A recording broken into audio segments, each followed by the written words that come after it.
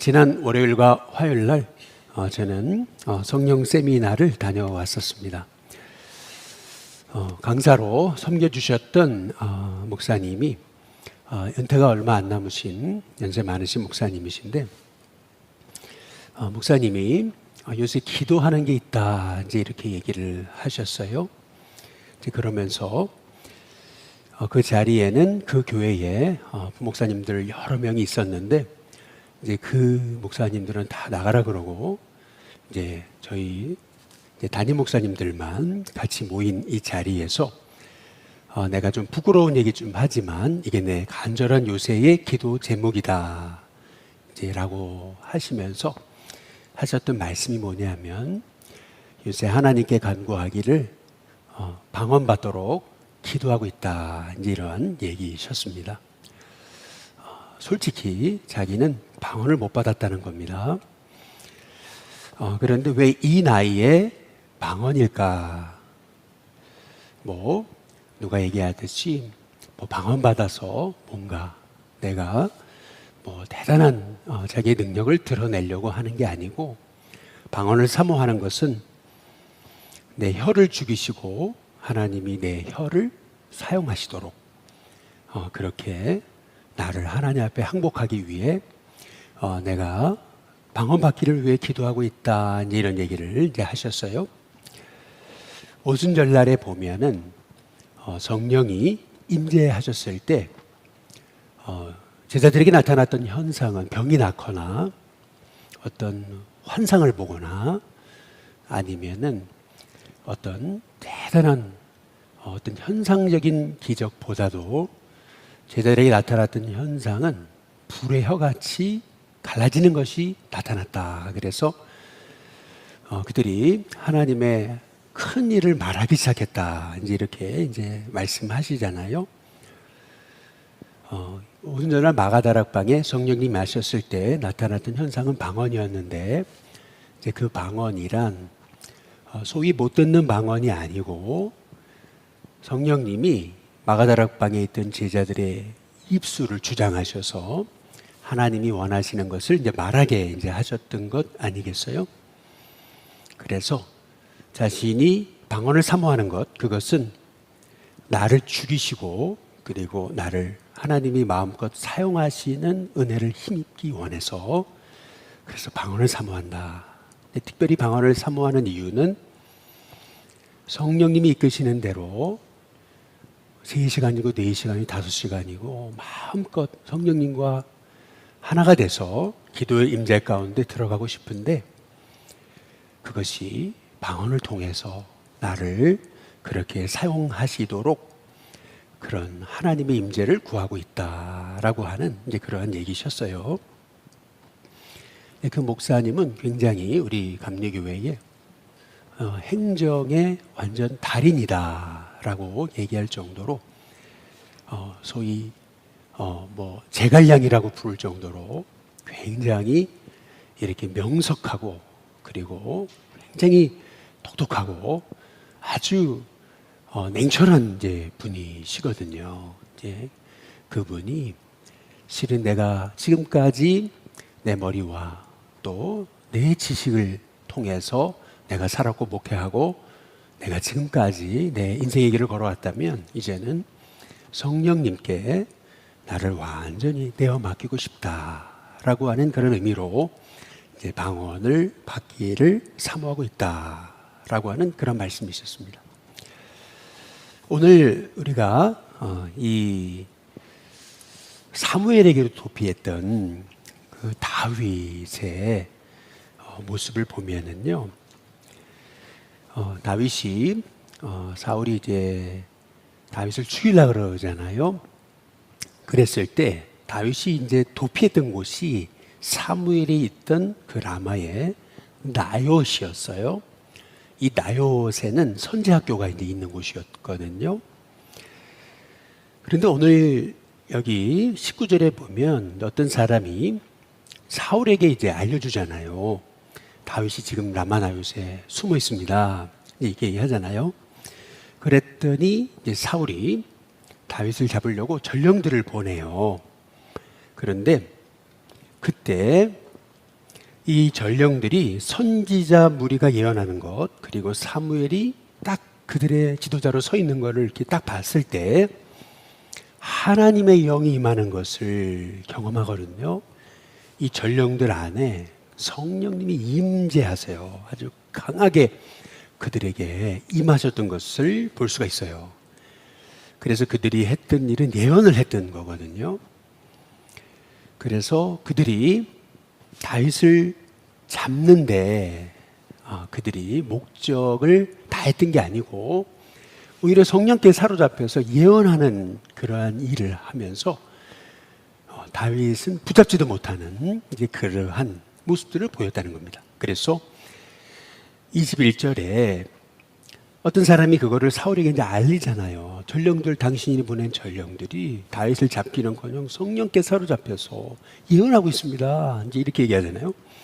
그랬더니 사울이 또 다윗을 잡으려고 다른 전령들을 또 보냈어요. 이제 그랬더니 그들도 또 성령에 사로잡혀서 예언을 막 하기 시작을 하는 거예요. 그랬더니 사울이 이제 세 번째 또 전령들을 보냈던 거죠. 그랬더니 그들에게 똑같은 현상이 나타났어요. 성령이 임하시고 그리고 그들이 막 예언을 하기 시작하는 거예요. 참 놀랍죠. 지금 그들은 지금 하나님의 뜻을 이루려고 간 게 아니에요. 하나님의 뜻을 이루고 있던 다윗을 잡으려고 간 거예요. 그런데 성령이 그들에게 임하시더니 그들이 예언을 막 해버리잖아요. 그러니까 사울이 자기 뜻을 못 이뤄요. 그러니까 사울이 했던 일이 뭐냐면은 22절에 보면은 이에 사울도 라마로 가요. 그래서 세구에 있는 큰 우물에 도착을 하죠. 우물에 사람들이 모이는 곳이잖아요. 그래서 거기서 묻습니다. 사무엘과 다윗은 어딨냐? 그랬더니 어떤 사람이 얘기하잖아요. 라마 나요스에 있습니다. 이렇게 얘기를 해주잖아요. 그래서 23절에 보면은 사울이 라마 나요스로 가요. 사울이 라마 나요스로 가던 이유, 그것은 뭐겠어요? 다윗을 잡으러 간 거죠. 그런데 그때 23절에 하나님의 영이 그에게도 임하시니라고 이렇게 말하거든요. 하나님의 영이 강력하게 사울에게 임재하시는 거예요. 그래서 그 결과 23절 중간 이후에 보면 사울도 라마 나요스에 이르기까지 막 걸어가면서 막 예언을 하기 시작하는 거죠. 그도 선지자가 돼버렸어요. 그도 예언자가 돼버렸어요. 그런데 24절에 보면 사무엘이 이 사무엘 앞에 이 사울이 갔을 때 이 사울의 행동을 보시면 한번 24절 같이 한번 읽어볼까요? 24절입니다. 같이 읽습니다. 시작. 그가 또 그의 옷을 벗고 사무엘 앞에서 예언을 하며 하루 밤낮을 벗은 몸으로 누웠더라. 그러므로 속담에 이르기를 사울도 선지자 중에 있느냐 하니라. 저는 이 말씀을 한참을 묵상을 했어요. 근데 묵상하면서 한 가지 질문이 생겼어요. 그 질문이 뭐냐면은 사실은 성령이 다윗에게 임해야죠. 그렇잖아요. 그래야 다윗에게 임해야 그 성령이 주시는 힘을 가지고 고난을 이기는 거잖아요. 그런데 오늘 우리가 18절 보시면 다윗이 라마로 도피해요. 그래서 사무엘과 대화를 나눠요. 그동안 있던 일들을. 그리고 다윗과 사무엘이 나요스가 다시 살거든요. 그런데 다윗에게는 하나님의 영이 임했다는 얘기가 없어요. 근데 대신 사울이 보낸 전령들에게는 하나님의 영이 임했어요. 그리고 사울에게도 임했단 말이에요. 아니 이게 어떻게 된 거지? 하나님의 영이 다윗에게 임한 게 아니고 지금 불순종하는 사울에게 임했단 말이에요. 아니 이게 뭔가 이게 조금 뒤집힌 것 같다. 다윗에게 성령이 임하시지 않고 왜 사울에게 임했는가?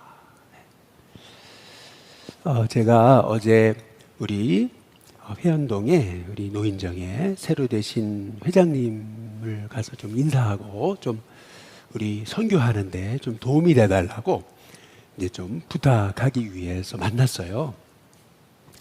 그래서 이제 말씀도 좀 전하고 이제 기도도 해드리고 그러면서 우리가 이번에 열분학교 1일 소풍이 있는데 많은 우리 어르신들 초청해 주셔가지고 그래서 많은 분들 함께 할 수 있도록 조금 앞장서 달라고 이제 부탁을 했어요. 네, 그리고 좀 우리 회장님도 예수님 믿으시고 회장님도 교회 오시라고 이제 이렇게 얘기를 했어요. 그런데 이분이 그런 얘기를 하시더라고요. 실은 저도 동대문에 있는 한 성결교회에서 세례를 받았어요.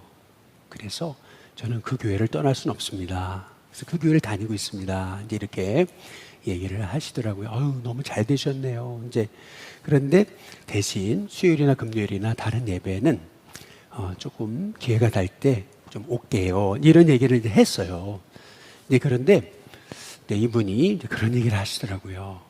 제가 뜻밖의 얘기를 들었는데 이제 그게 뭐냐면은 노인정 새로 회장으로 취임했을 때 하나님 앞에 기도했다는 거예요. 여기 사무실에서 자기의 기도는 이거라는 거예요.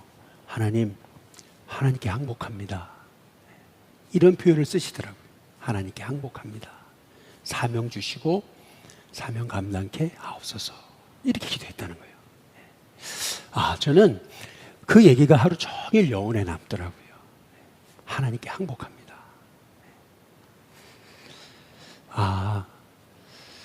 하나님이 우리에게 원하시는 게 뭘까?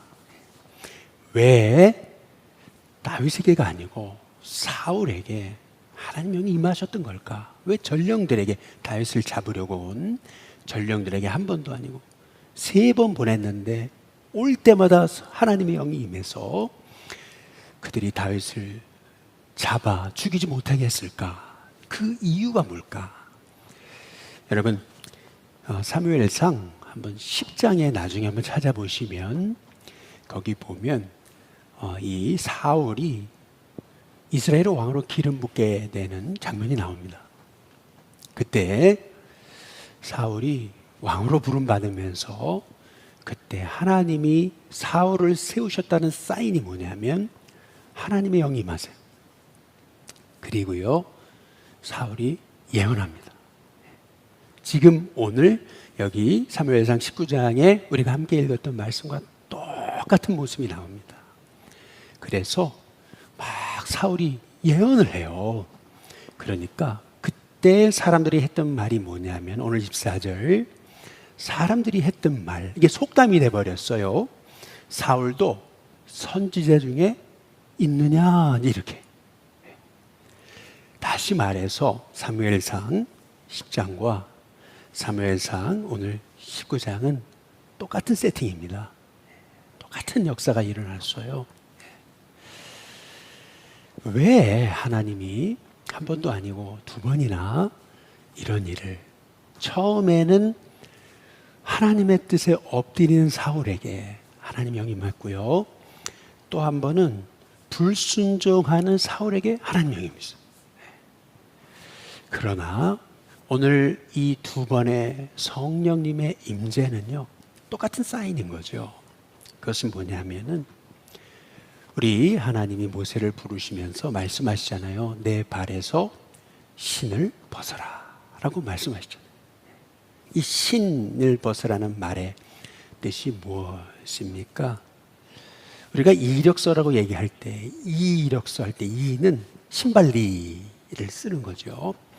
그러니까 다시 말하면은 이력서는 뭐예요? 내 발로 지금까지 살아온 삶의 행적들인 거죠. 내가 이렇게 걸어온 삶의 이력. 근데 그 신발을 벗으라 라고 하는 내 말씀의 의미는 뭐예요? 이제는 네 뜻대로 인생을 살아왔던 네 신발의 이력 이제는 다 벗어버리고 내가 원하는 길로 가라 라고 하시는 말씀이죠. 쉽게 말하면 모세에게 내 신을 벗어라 라고 하셨던 의미는 결국 너는 내게 항복하라는 거잖아요. 이제는 네 생각 내려놓고 이제는 나의 사명을 받고 내가 원하는 길을 가라고 하시는 말씀 아니겠어요? 이제는 자신의 이력이 아니고 하나님이 이끄시는 그러한 너가 가는 그 모든 네가 밟는 그 곳곳마다 하나님이 원하시는 그 길로 가라고 하시는 말씀이 아니겠어요?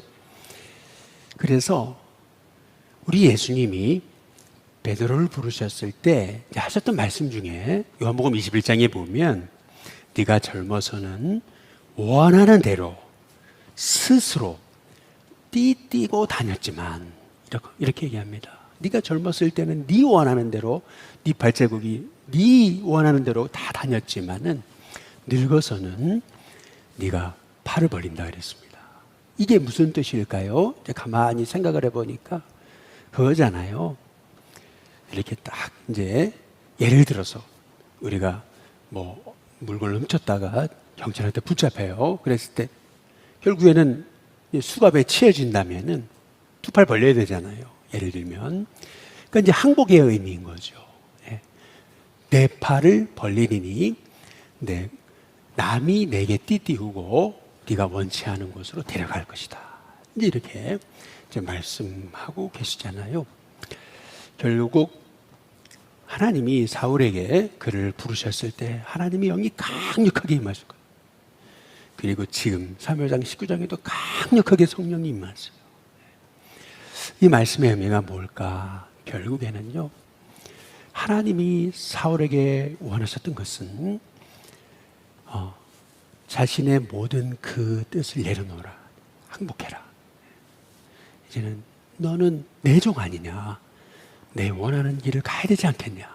하시는 하나님의 사인인 것이고요.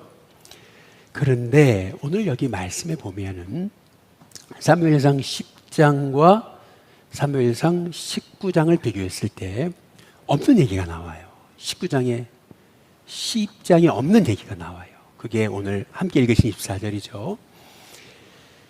이 사울이 예언만 한 게 아니고 옷을 다 벗어버렸어요. 그러면서 하루 종일 밤낮을 벗은 몸으로 누워요. 아주 알몸이 돼가지고.